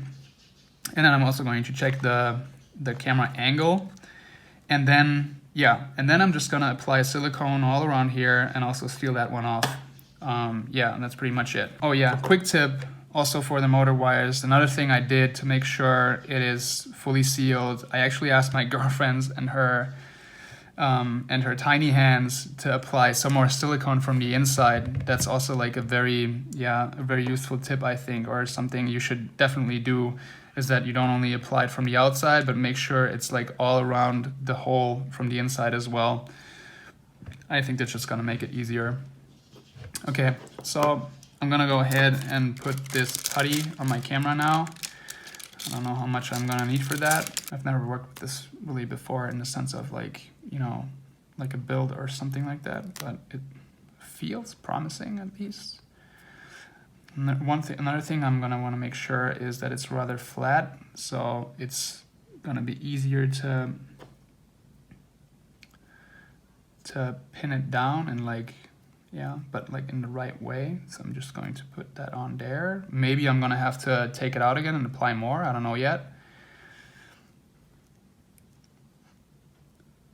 Okay, so it's literally just like putty that's a little more sticky than the usual kind.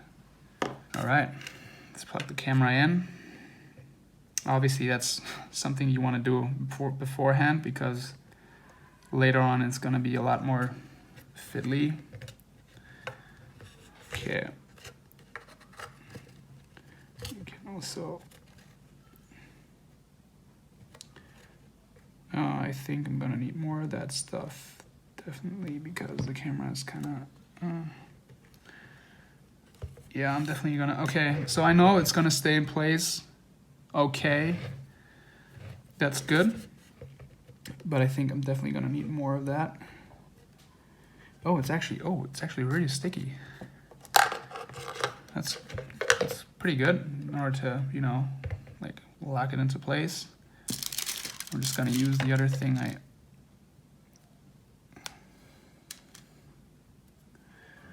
took away from here. Okay, just like so. I'm gonna make sure I'm flattening it out a little bit. I'm also gonna make sure I'm not necessarily putting it over the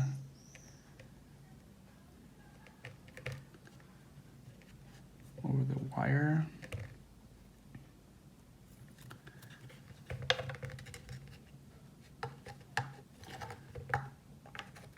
Okay.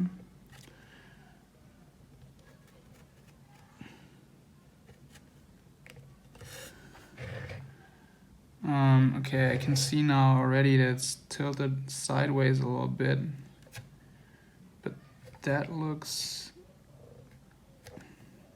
pretty good. That's kind of like a risky job, like mounting the camera and making sure it's, you know, oriented the right way without screwing it into a frame. Obviously, if you have screws, it's not a big deal because you're gonna know that it's going to be facing the right way, but that looks pretty good. It might actually, oh yeah. Okay, I don't know if you can see, but here I can clearly see that it's like completely sideways actually. So you really want to make sure it's straight and not rotated to the side or anything, because if that's going to be the case, your vision is going to be really off when you're flying. It's just not going to match with your stick inputs anymore. But the good thing is you can always, the putty is like really like flexible or like moldable, if that makes any sense. And you know what? I'm also going to adjust the camera angle, and I think that's just going to be kind of like a fiddly process and it's just going to take me some time probably. So I'm just going to meet you or see you again when I'm done with that and apply the silicone. Okay. All right, I just got done locking the camera into the right place with my camera angle and making sure it's centered and everything and oriented the right way. Just eyeball the camera and make sure it's in the right place. Just look at it from that angle all the time so you can see the back. That's a pretty reliable spot to look at to make sure it's nice and centered and everything and not rotated or tilted or anything in any way. And then also make sure to set it to your right camera angle, because you're not going to be able to obviously to like manually adjust it again. You can obviously, but that means you have to like scrape off all the silicone and reapply everything again and do everything from scratch pretty much. So just make sure the camera is in the right angle, it's centered and everything's appropriately. Another thing you will want to have to do before you actually mount the camera is you have to seal the camera lens, because I don't think there is some camera lenses that are already waterproof like on the outside, but there's also a lot of them there that are not. So I would just like advise you, if you don't know, I would just advise you to just go ahead and do that anyway. So pretty much what you have to do, I'm gonna put the link on how you do that in the description. The manufacturer showed it there. By the way, I'm gonna put all the links to the tutorials by the manufacturer also in the description. So make sure you check those out as well. So what I did was pretty much just in a nutshell, I cut out like an adhesive tape or something to the shape of the camera lens. And then I left like I don't know how much it was exactly. I left a little more space, so I cut out a little more than the actual camera lens is wide. And I put that on there to protect the camera lens from the silicone. And then I applied silicone all around the edge here and made sure that it's going to like go everywhere in the edge. So just so like water doesn't get inside the camera lens, because that is one really frustrating thing that happened to me actually quite a lot the last time I was filming wakeboarding with my regular freestyle drone. I like dunked it into the water. I had actually it's like styrofoam mounted to it, so it wasn't a big deal. And I also like conformal coat all my quads. It wasn't a big deal. The rider I was filming wakeboarding just brought it back to me and unplugged it and everything. So that was all fine, and I could have actually flown again right away or like 10 minutes afterwards when everything was kind of like shook off the water. But the only reason I couldn't fly, and the electronics were fine, like I said, everything was like running okay again. But the only reason I couldn't fly was because water had accumulated inside the camera lens. I couldn't get it out, obviously, and in the process of actually drying, it started like fogging up the camera, so there was no way I could fly with that. So make sure before you mount the camera, obviously, because now it's going to be a pretty like fiddly task if you were to do it now. Just before you mount it, make sure you seal the camera lens as well. Camera's locked into place now. I'm just gonna go ahead and apply the silicone now, and yeah, and then hopefully everything is gonna be sealed and nice. Okay, let's go ahead. Sorry guys, my camera let me down and actually cut off the video without me noticing it. I didn't notice until I was almost pretty much done with sealing the camera.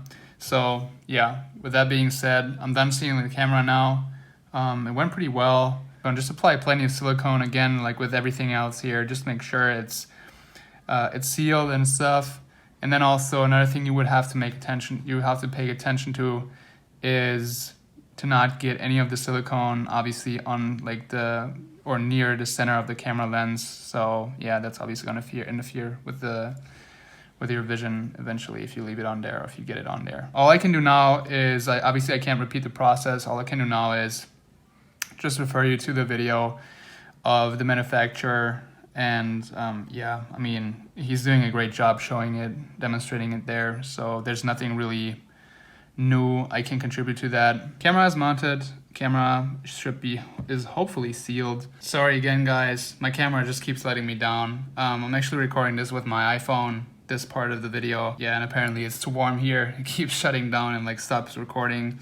So I just put it in the freezer, and hopefully we're gonna make it to the rest of the video now. Also sorry about the lighting situation. It got dark in the meantime here. I don't have the perfect lighting situation like in the studio or something, I know that. I hope you're still gonna be able to see okay. Okay, well, now I'm done with installing the camera and sealing that. Yeah, there's really not that much left to do actually. All that's left to do now is basically just putting this battery plate inside actually. It comes with it. It's super thin carbon plate, and it goes on top of the stack, on top of the flight controller, and you're gonna put your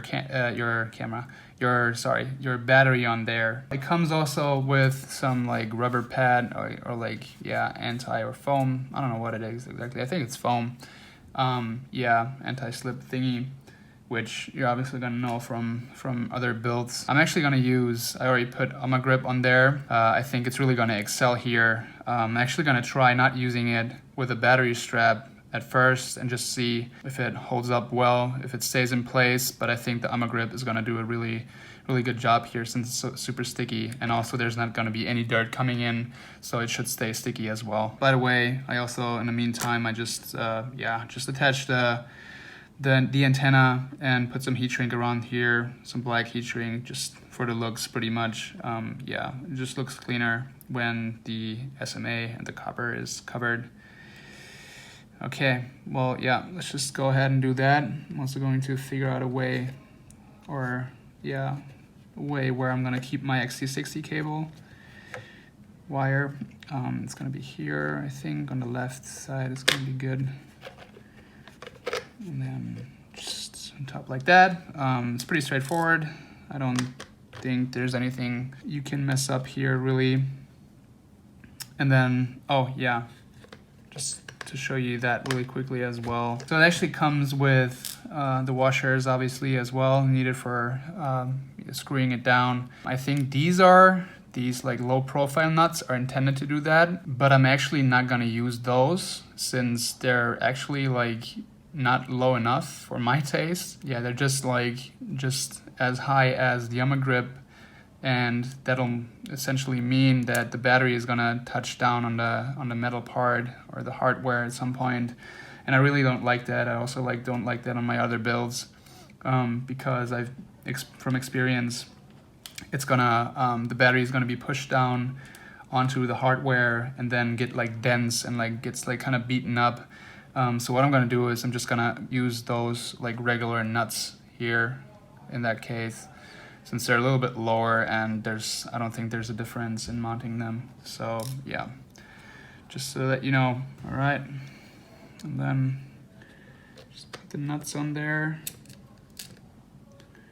It's still a little fiddly work to do since it's just not as accessible, the frame itself, obviously, because it's a single piece frame, but it's all manageable after all. And then I'm gonna use just a wrench to tighten it down, like a longer one.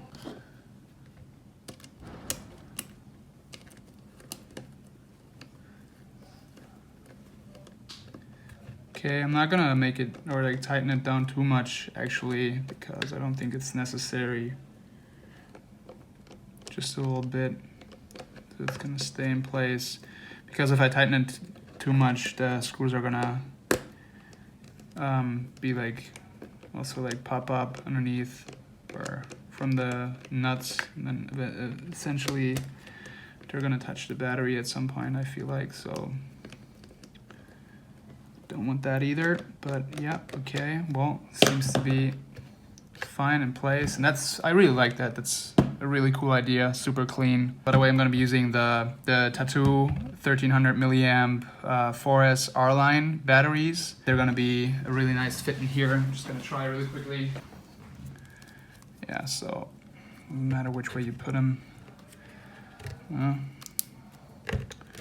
maybe I'll put them like that. Sideways. Yeah, okay, so they just fit in that way. I'm actually going to put them sideways, I think. But as you can see, the armor grip is really holding it in there tight, so I think I'm gonna be fine without a battery strap. Okay, you just have to.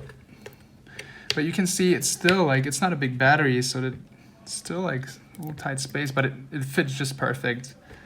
I feel like just plugging it in could be a little tricky, but I think that just needs some practice. Super nice fit, pretty cool. If you're running 6S, you're probably gonna have a hard time fitting it in because 6S batteries are a lot bigger than 4S batteries, obviously. For that, the manufacturer actually has an option. So he also, like, instead of the flat cover, it just looks like that. It's just, yeah, sleek and flat.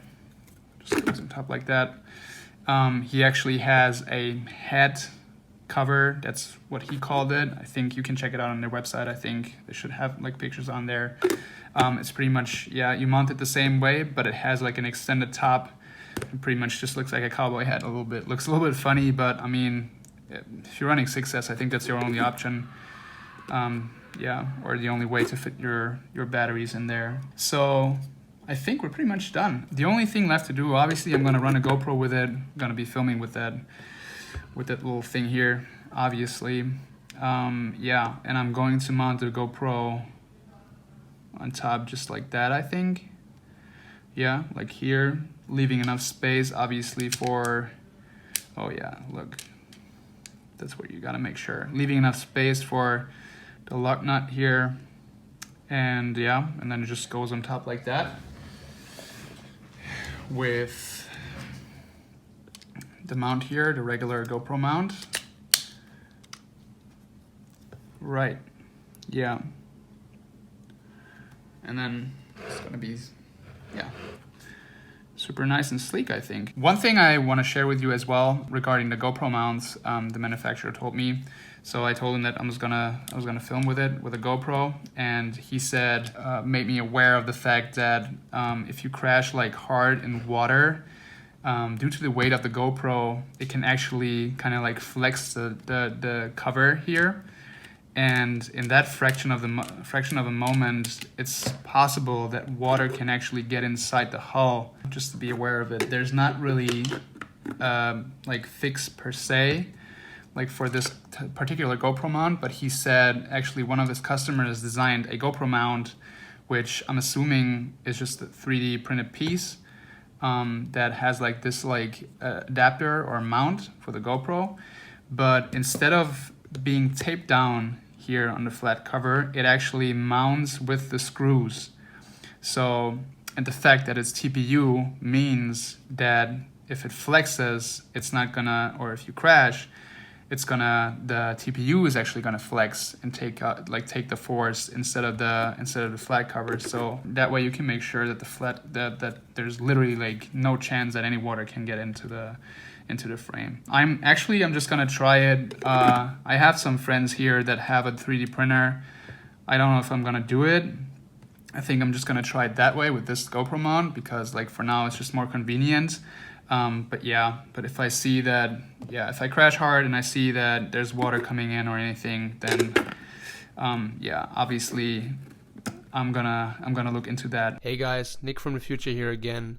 The manufacturer told me about another good practice in case water is entering the hull. He said to put paper towels or something similar that soaks up water underneath the electronics, but you can also go an extra mile and just conformal coat all your electronics. And that's also what I did. I just do that in general with all my electronics. But let's get back to the video now. I'm gonna go ahead and mount the GoPro mount myself. One last thing I want to share with you guys before I'm gonna do that, and then I'm pretty much gonna be done with the build. Another thing I thought about, which was pretty annoying before when I was filming wakeboarders with my regular FPV drone, was the fact that a lot of times when I flew through like splashes or something, which happens pretty frequently when you're filming wakeboarding, I actually experienced that a lot of the times I just like got like water on my lenses, like both on the FPV lens, like water drops or droplets, and also on my GoPro. And I think that's a really frustrating thing if that happens. So I thought about possible ways to prevent that, and so what I ended up with is I'm actually also going to put on all my GoPro filters, on all my GoPro lens covers, and I already put it on here on the FPV lens, some like water repellent. In this case, I'm going to be using Armor All. I just got it. I think it's an American brand. They also sell it here in Germany. I just got it on Amazon. Yeah, and it's just pretty much like a water repellent. It's like Rain-X, if you know that. And yeah, what it does is it just makes sure that the water is like repelling off of the surface of the glass in that particular case. If you've coated it with it, it's pretty easy to apply. You just like put it on like a paper towel, rub it on there, and leave it on there for 10 minutes, and then you like polish it off again, and that way you like make sure that it's like nicely coated, doesn't get dirty as easily, and it's just like a nice way to like further improve your experience when you're filming out on the water, especially filming like wakeboarders, or if you're getting fancy and flying through fountains or something like that, or even like down a waterfall or something. Okay, well, I'm just gonna go ahead and finish up the build. I'm just gonna go ahead and mount my GoPro on here. And then put some props on, and then have a look at this thingy here. Okay, all right, here we are. I attached a GoPro adapter, or like the GoPro mount thingy. I put some props on, and we're all done. Obviously, I still have to check tomorrow if the camera is sealed all the way. Fingers crossed, but I guess it should be fine. It should be a lot easier to tell than the motors, actually, because you can see everything. I'm super stoked. I think it looks pretty cool, super sleek in all black, and then the black silver echo motors. Props look pretty cool. I'm super stoked. Can't wait to fly this thing. I think I'm gonna go and test fly it tomorrow if everything is fine and waterproof and sealed. In case you're wondering, I'm running the HQ V1S, actually 5.5 inch props by 3.5. I actually, at first, I considered running 6-inch props, but then I wasn't sure again, because the manufacturer had actually told me, okay, I don't know if turtle mode is actually going to work fine with it, and I just want turtle mode to work on this quad. I think that's just so sick, just being in the water, upside down and flipping around using turtle mode. That's gonna be like so sick. And he said he was sure that it was gonna work with 5-inch props, so I'm just gonna try the 5.5-inch props, see how I like them, see how they fly. I can always go back to 5-inch props. It doesn't matter. I think should be pretty fine. Hey guys, I just got back from testing a quad at a lake nearby, and it was a lot of fun, but it definitely needs some tuning. It's pretty bulky, obviously, as you can see, and it's Obviously not the most aerodynamic frame design, but with some tuning I think you can get it to fly pretty decent. I'm gonna show you some of the footage in a minute to end the build video, but before that I just wanted to address two things I experienced regarding turtle mode. So when you're using turtle mode underwater, what happens to the props is that they're essentially gonna bend because of the different conditions. And what happens is they're gonna hit the heat sinks if you're running individual ESCs like I do. They're gonna hit the heat sinks and they're actually gonna bend the heat sinks backwards. The manufacturer told me it doesn't affect their functionality at all, so I don't really care. It's just like a visual imperfection, so to say. But what it does to your props, I don't know if you can see, but it's like messing up, or you can probably tell if a prop hits like an aluminum part, it is gonna mess up your prop pretty badly. Yeah, I don't know if it's just because I'm using 5.5 inch props. I haven't tested it yet with 5 inch props. It might be a lot better and easier for the quad to actually use turtle mode that way, because the props are not as heavy and thus don't have as much resistance anymore. And another thing I would really advise you to do is don't turtle mode, or like don't roll on the same side where your antenna is, because I had to find out the hard way. I actually ripped off my antenna completely. It got like, so the prop bent down, and it must have, I don't know how it bent down that much, and there was also a heatsink in front of there, so I don't know how it happened actually, but it did happen. So the prop caught my antenna and actually, yeah, just like ripped it out, and the head was missing completely. The Model T was completely gone. So yeah, so whenever you're using turtle mode, don't use it on the same side where your antenna is running. So just use the other side. It doesn't matter which side you're using, since it's always going to be in the same position in the water. So yeah, just don't do it on that side, just to make sure, you know. You might be fine, but you also might not be fine. And if you're losing your antenna, you're gonna have a pretty bad time. And another thing, I've been using the regular Crossfire Nano receiver, but I think I'm actually gonna switch and upgrade to the diversity receiver, just because I was pretty much like flipped around in the middle of the lake, and then the signal just kept breaking up. So pretty much what the manufacturer told me. So if you want to use turtle mode, just make sure that you're running 2 antennas and a diversity receiver. So one antenna on top of the arm and the other one at the bottom of the arm, just to make sure that one antenna is always going to be sticking out of the water, no matter if you're upside down or upright in the water. Okay guys, that's it for the build. I hope this video was informative for you, and it's going to help you out in the future if you intend to build your own waterproof FPV drone. I really tried to cover everything you could possibly want to know about it. If you still have any questions or concerns, just comment under the video or shoot me a DM on Instagram or something. By the way, my Instagram is nik.scherer, so pretty much the same name that I have here on YouTube. So also make sure to follow me on Instagram, because I'm going to be posting lots of footage on there as well. So another thing you can always do if you have any questions or concerns, you can always just go ahead and contact Dennis from DeX Models directly. He's been super helpful to me and has always given me super extensive advice and answers to all my questions. Alright guys, let's wrap it up here. Give me a thumbs up if you liked the video, and subscribe if you want to see more footage from this guy here.